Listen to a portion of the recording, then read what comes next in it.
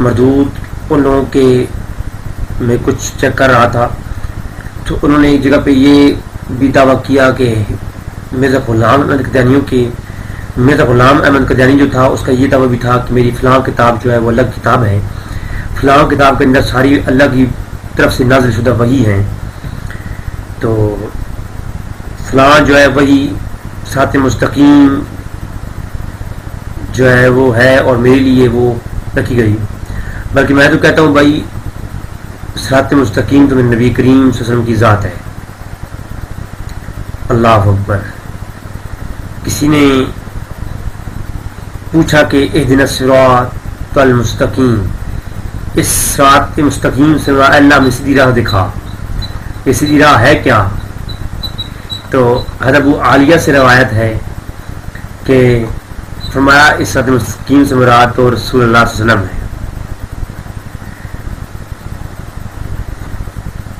ان عاصم بن احوال ان ابی عالیہ فی قولہ اہدنا الصراط المستقیم قال هو رسول اللہ صلی اللہ علیہ وسلم واصحابہ قال فذکر ذلک حسن قال صدق ابو العالیہ ونصح، کہ ابو عاصم الحوال نے ابو عالیہ سے ارشاد باری تعالیٰ کے متعلق تفسیر بیان کرتے ہوئے سنا ہے کہ اہدنا الصراط المستقیم کا جو ہے صراط مستقیم سے مراد کیا ہے؟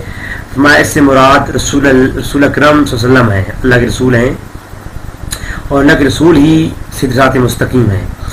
اور فرمایا کہ ہم نے سنا ہے حسن بصری سے کہ انہوں سے پوچھا گیا تو انہوں نے کہا کہ ان سے پوچھا گیا کیا یہ بات ٹھیک ہے کہ صراط مستقیم سے مراد حضور اکرم صلی اللہ علیہ وسلم ہیں اور ان کے جانشین ابو بکر صدیق اور عمر فاروق ہیں؟ تو آپ نے فرمایا قال صدقت ابو العالیہ ونصح، فرمایا بالکل خالص بات کہی ہے اور سچی بات کہی ہے۔ تو صراط مستقیم تو میرے نبی کی ذات ہے اور ان کے صحابی ہیں۔ اصل میں اب میں آتا ہوں تھوڑا سا اس طرف کہ انہوں نے کہا جی وحی، میں قادیانیوں کو انشاءاللہ تعالیٰ اس کا تفصیلی رد بھی پیش کروں گا، اور میں نے پہلے بھی جو انشاءاللہ پیش کیا ہے، اور یہ انشاءاللہ تعالیٰ قادیانیوں پہ ادھار ہے کہ وہ انشاءاللہ اس کے رد پیش کریں گے۔ سب سے پہلی بات کہ وحی پورے قرآن کریم کے اندر وحی کا جو نزول کے متعلق اصول اور قانون پیش کیے گئے اور معلوم ہوا کہ وحی کس قسم کی، وحی دو قسم کی ہوتی ہے۔ وحی دو قسم کی وحی جو ہے پورے قرآن میں ظاہر ہوئی ہیں، پورے قرآن میں دو قسم کی وحی کو بیان کیا گیا۔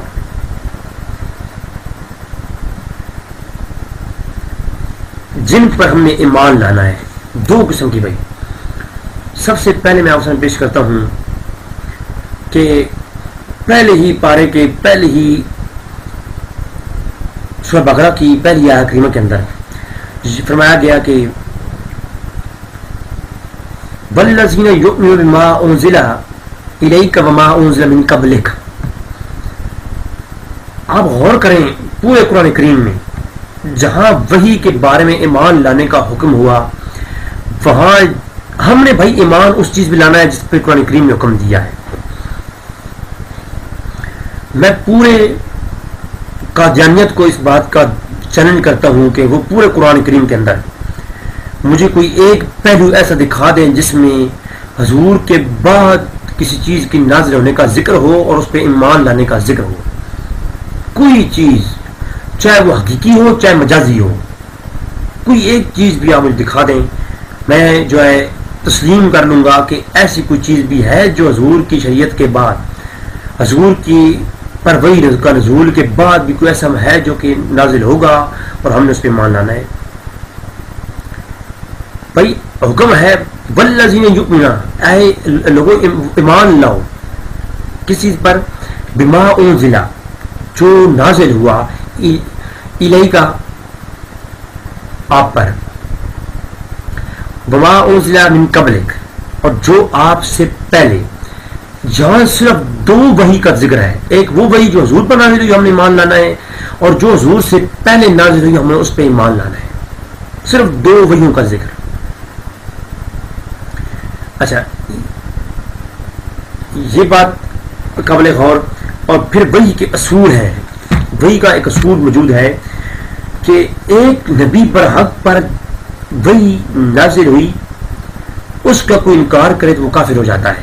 نبی برحق پر کوئی وحی نازل ہو اس کا انکار کرنے والا کافر ہو جاتا ہے. اور اگر کوئی نبی ہی نہ ہو، میری بات سمجھائیے نا، یعنی اگر کوئی برحق نبی ہو اور اس پر وحی نازل ہوتی ہو اور اس کا کوئی انکار کرے تو منکر کافر ہے. اور اگر کوئی غیر نبی آدمی ہے اور اس کی پر وحی کا دعویٰ ہو کرے اور اس پر یقین کر لیا جائے، اسے نبی مان لیا جائے کہ واقعی میں اس پہ وحی نازل ہوتی ہے، تو وہ بھی کافر ہو جاتا ہے. اگر مرزا غلام احمد قادیانی کو کوئی کہے کہ ہم ان کو نبی تسلیم تو نہیں کرتے لیکن ہم یہ مانتے ہیں کہ اس پر وحی نازل ہوتی ہے، تبھی وہ کافر ہے. تو یہ بات ذہن کر لیں. اور اس کے علاوہ حضور اکرم صلی اللہ علیہ وسلم سے پہلے انبیاء پر، پہلی کتابوں پر ایمان لانے کا حکم ہے، اور جو حضور پر نازل ہوا اس کا حکم ہے. کہیں بعد کا ذکر نہیں ہے کہ وما انزل من بعدی، ایسا لفظ نہیں آیا کہ جو حضور فرمایا میرے بعد نازل ہوگا اس پر بھی ایمان لانا ہے. بلکہ آپ غور کریں قرآن کریم کا ایک اور مقام سورہ نساء کے اندر فرمایا یا ایھا الذین آمنوا باللہ ورسولہ والکتاب الذی نزل علی رسولہ کہ اور والکتاب الذی انزل من قبل، ایمان لاؤ اے ایمان والو اللہ پر اور اس کے رسول پر اور اس کی کتاب پر، اور وہ جو رسول پہلے گزرے ان پر اور وہ کتابیں جو پہلے نازل ہوئیں ان پر ایمان لاؤ. تو آپ دیکھیں یہاں پر پہلوں کا ذکر ہے، پہلی کتابوں کا ایمان لانے کا ذکر ہے، لیکن کوئی ایسا ذکر نہیں ملتا کہ حضور کے بعد بھی کوئی نبی آئے گا اس پر ایمان لانا ہے. بعد کا لفظ کہیں نہیں ملتا، حضور تک ہی ہے. یہ بھی اس بات دلیل ہے کہ حضور کے بعد کوئی نبی نہیں آئے. تو اللہ کلام کرنا نبوت کی دلیل ہے. تو حضور کے بعد وحی کا تذکرہ نہ ہونا قرآن کریم میں کہیں بھی نہیں ہے، اور نہ ہی بعد کسی کتاب کے نزول کا ذکر ہونا. لہذا وحی کا سلسلہ نبوت جب بند ہے تو یہ بھی ختم نبوت کی دلیل ہے. جب وحی نازل نہیں ہوگی تو کوئی نبی بھی نہیں ہوگا. اور قادیانیوں کے اعتراضات کی جوابات انشاءاللہ ہم دیں گے. قادیانیوں کے بے شمار بارات ہم پیش کریں گے وقت کے ساتھ ساتھ. تو یہ بات معلوم ہوئی کہ حضور اکرم صلی اللہ علیہ وسلم کے بعد اگر کسی نبی نے آنا ہوتا تو ابوبکر صدیق رضی اللہ تعالیٰ عنہ کبھی بھی مسلمہ کذاب کے ساتھ جنگ نہ کرواتے. مسلمہ کذاب سے جنگ کروانا، صحابہ کرام جنہیں جنگ کرنا، اس بات کی دلیل ہے کہ صحابہ کرام کا یہی عقیدہ تھا کہ حضور کے بعد کوئی نبی نہیں آئے گا. اگر حضور کے بعد نبی آنا ہوتا تو مسلمہ کذاب سے مذاکرات کی جاتے، اسے دیکھا جاتا کہ تو سچا نبی ہے یا جھوٹا نبی ہے، دلیلیں مانگی جاتی. لیکن صحابہ کرام کے سامنے اگر کوئی دلیل بھی کوئی نبوت کا دعویٰ کرے اور اس سے دلیل مانگنا بھی میں سمجھتا ہوں جرم ہے.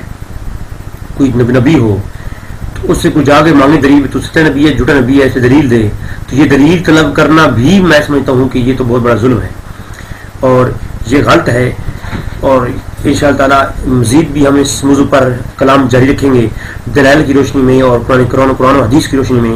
اور قادیانیوں کی کتابوں کا آپریشن ہم کریں گے انشاءاللہ تعالیٰ. آخری 2 ایپیسوڈ کے اندر ہم قادیانیوں کی تفصیلاً کتابوں کا اور تفصیلاً آپریشن کریں گے. قادیانیوں نے اپنی کتابوں کے اندر کیا جو ہے وہ گند کھولا ہے.